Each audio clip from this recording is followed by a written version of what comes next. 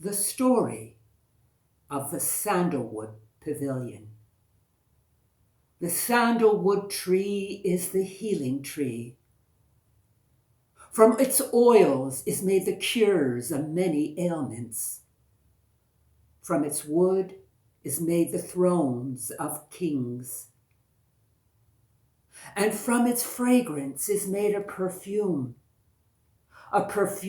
so enchanting, it restores sight to the eyes blinded by their disappointment. The sandalwood tree was built under the sign of the planet Jupiter, and in it lived the princess Yagmanaz, which means enchanted prey. And this is the story that Yagmanaz told Bahram Gur that day in the Sandalwood Pavilion. Two men were traveling in the desert. One was named Khayr, which means good, and the other was named Shar, which means evil. Now Khayr and Shar agreed that they would first share Khayr's water and food, and when that was finished, they would then share Shar's water and food. But a day came when Khayr's water and food had all finished, and on that day, in the middle of that empty desert where they were traveling, they felt the midday sun pounding on their backs. Khayr's throat was parched with thirst. At that moment, he turned to his companion Shar, saying this, "Baradaram, my brother, I am so thirsty I cannot take another step. Please, can you give me a few drops of water?" But this is how Shar replied to him. "You fool! You squandered all your water and food, and now you expect me to offer you my own water?" "Baradaram, my brother," pleaded Khayr, "I beg of you, I will offer you anything for a few drops of water." And at that moment, Khayr took from a pocket in his cloak 2 bright diamonds that glistened in the sun. "Take these," he said to him. "Take these, but please, out of mercy, offer me a few drops of water." But Shar only turned to Khayr saying this, "Oh, I know what you're going to do. Yes, I'll take those 2 diamonds, and then when we arrive at the next town, you will accuse me of theft. No, I want your 2 most precious jewels. I want your eyes." "My eyes," cried out Khayr in horror. He could not believe what he was hearing. But when he looked into Shar's eyes and saw how immovable they were, he knew that Shar was speaking his true intentions. And so Khayr reached for that dagger that was hanging from his belt, and with it, he plunged it into his face, and he felt the blood run down his cheeks, and his eyes fall onto the sand. And it was all darkness that surrounded him. And in that darkness, he felt a hand snatch those diamonds from his hand. In that darkness, he heard footsteps walking away from him on the sand. And then Khayr understood at that moment that he was left to perish all alone.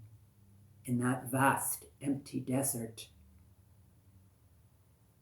Into the darkness that surrounded him, he cried out, "Is there no mercy? Is there no mercy in this vast desert? Is there no mercy?" And as he cried out these words, all of a sudden, he heard a voice. "Are you all right?" it said. "Are you all right? Come with me, and I will take care of you."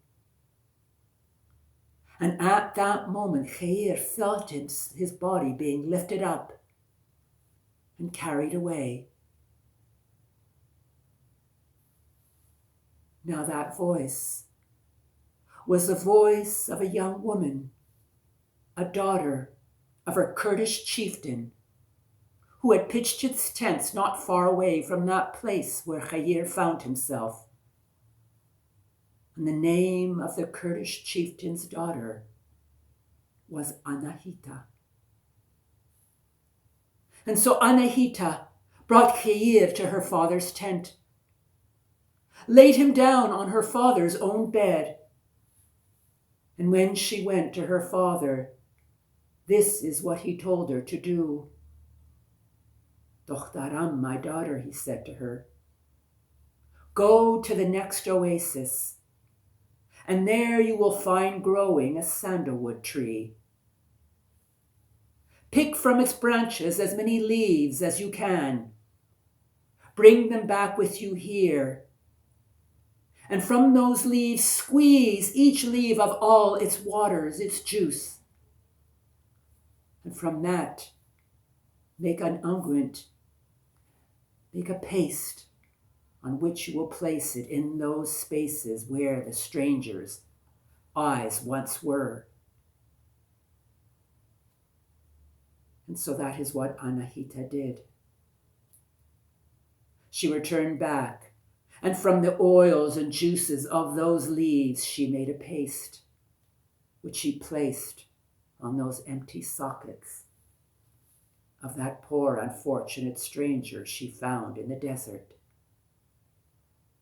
She did this for a full week, so that 8 days later, Khayr opened his eyes once again. And there he saw before him the moonlight beauty of Anahita. And he cried out to her, "May God bless you. May God bless you, for you have taught my eyes how to see love again." And so Khayr remained with Anahita and her father, the chieftain.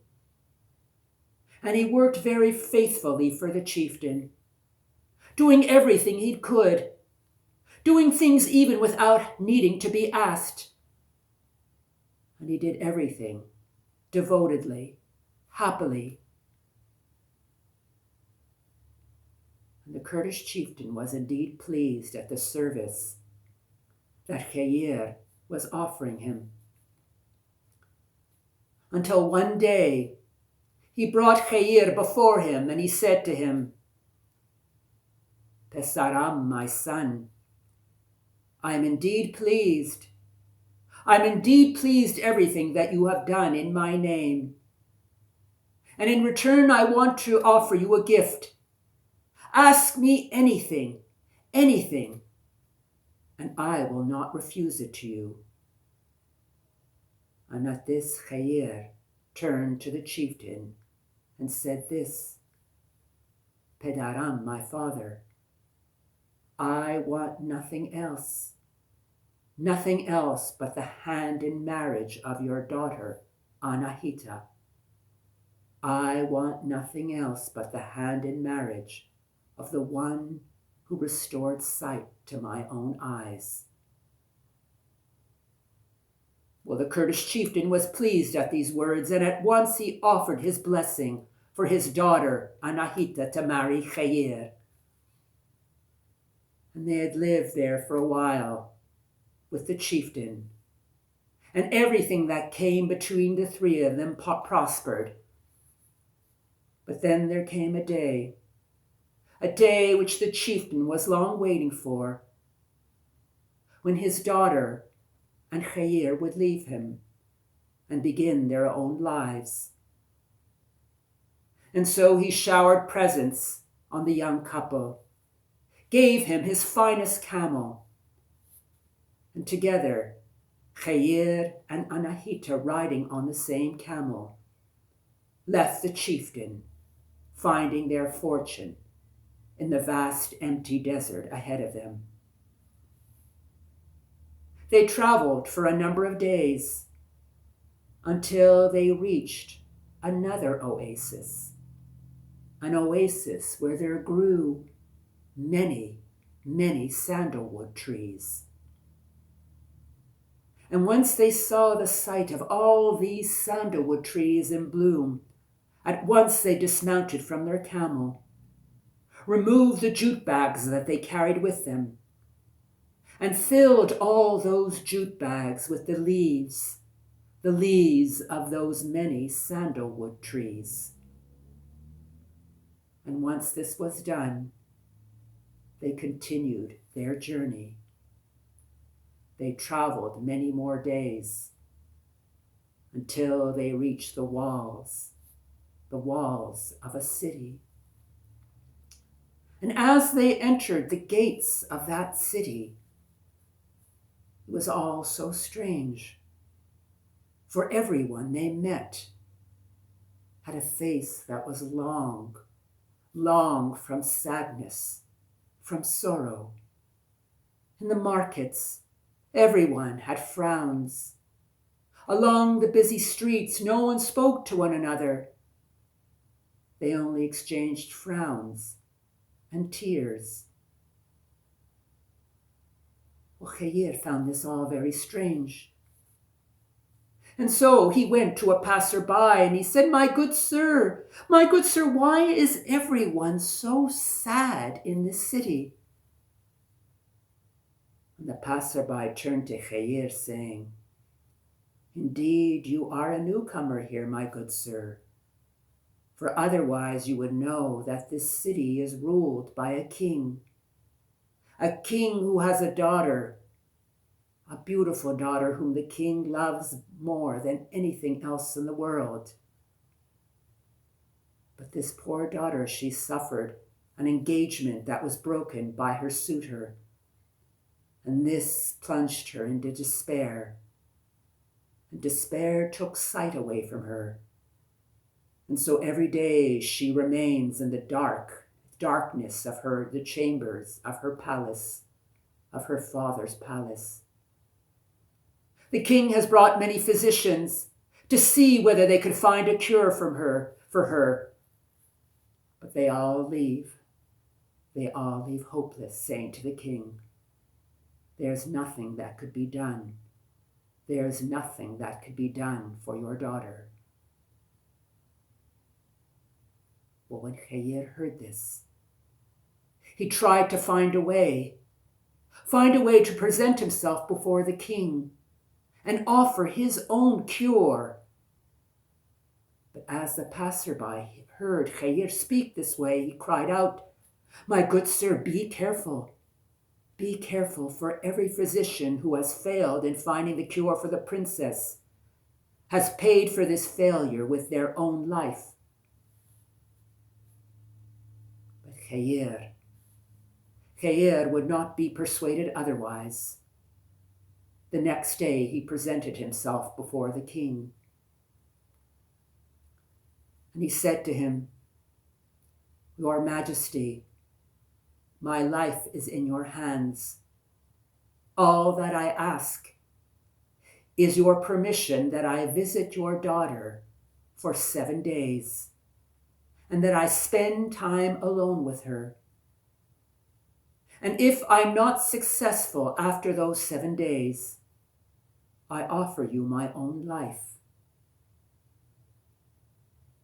Well, the king was so desperate that he could not even refuse this offer. of Khayr, a man who was only a stranger to him. And so, every day Khayr would present himself at the palace of the king, and he would bring with them some of those leaves from the sandalwood tree, and from them he would make a tea. And the tea of the leaves of that sandalwood tree he would serve the princess in her darkened chambers for 7 days. And then, after that week, a day came when, for the first time after so long, the princess opened her eyes. And who did she see before her, but Khayr? And she cried out to him, "May God bless you. May God bless you, for you have taught my eyes to see love again." And at these words, Khayr turned to her and said, "May God bless you. May God bless you, for you have taught me how to love." And at once she ran from her darkened chambers. She ran towards her father. And her father's eyes glistened with tears, for he could see his own reflection in his daughter's eyes, and he knew that sight had been returned to them. And he embraced her. And overjoyed, the king turned to Khayr and he said, "For this miracle, I will offer you anything. Ask me anything, and I will not refuse it to you." And Khayr turned to the king and said, "I want nothing else except your daughter." "My daughter," said the king. "Yes, you will have the hand in marriage of my daughter, Hervatat." And so they were married. And then a day came when Khayr was with Anahita and Hervatat, his 2 wives. First he turned to Anahita, saying this, "Anahita, you are the wilderness. You are the water of life. You are the beginning of every hope." And then Khayr turned to Hervatat, saying this, "Hervatat, you are the city. You are wholeness and completeness. You are the fulfillment of every dream." And at that moment, Anahita and Hervatat held hands together. And Khayr saw that these 2 loved each other just as much as each of them loved him. And so Khayr remained in that city. And a time came when he succeeded the king. And a day came when he was the king of that city where not long ago he had arrived only as a stranger. And then there came a morning when he was sleeping in his chambers in the palace, when he heard through the window outside the cry of a bitter voice. And he looked from the terrace to see who it was. And there he saw crouched at the gate of his palace a beggar that a guard was trying to prevent from entering in. But when Khayr looked carefully at the beggar's face, he saw that it was his old travel companion, Shar. So at once he ordered this beggar to appear before him on his throne of gold. And there was Shah, mincing, cowering down to Khayyar. How it irritated Khayyar to see him in his cowering, cowardly manner. And then Khayyar said to Shah, "Stranger, I want you to tell me who I am." "You are the king. You are the king," said Shah as he was wringing his hands. "That is not the answer I ask. I want you to tell me my name." "Your Majesty," said Shah, "your name is Mumbashir. Your name is bringer of good fortune." "That is not the answer I am waiting for," said Khayyar. "I want you to look right into my eyes and tell me my name." And then Shah very slowly raised his head and looked straight into the eyes of the king. And he understood before him was none other than his old travel companion, Khayyar. "Oh, your Majesty," said Shah, "please forgive me. How could you ever forgive me what I've done? Please forgive me. Please don't punish me. For you know, look into your own heart. Into your heart there is nothing else but forgiveness. Please forgive me. Please forgive me. Do not punish me." And at that moment, Khayyar looked into his own heart. And he saw that what Shah had told him was all too true. For after everything that had happened, after everything that Shah had done to him, all that was left in Khayyar's heart was forgiveness. And so very slowly, Khayyar stepped down from his golden throne. Very gently, he reached for Shah's hand, rising him up to his own feet. And then he led Shah to his own stables. And from the stables, he picked his finest camel. And on the back of that camel, he had placed saddlebags filled with food and water. And then he led Shah to the gate that opened to the empty desert that lay beyond the city, the vast empty desert. And then he turned to Shah, saying this, "I give you my leave. Go out into the desert and never come back. For there is no place in my city for you. For there is no place in my city for evil." And so Shah mounted on the camel, and he departed from that city. He had traveled a few hours, and when he looked back, he could barely see the walls of the city he left. And then at that moment, he began to laugh. That fool Khayyar, after everything I've done to him, what does he do? He gives me his finest camel. He gives me saddlebags filled with food and water. Has he lost his mind? Is he a simpleton? What a fool he is.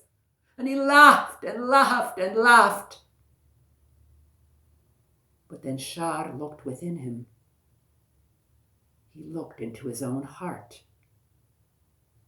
And what he saw in there was a demon with red coal eyes, a demon with claws that reached out from within his heart and began to choke him.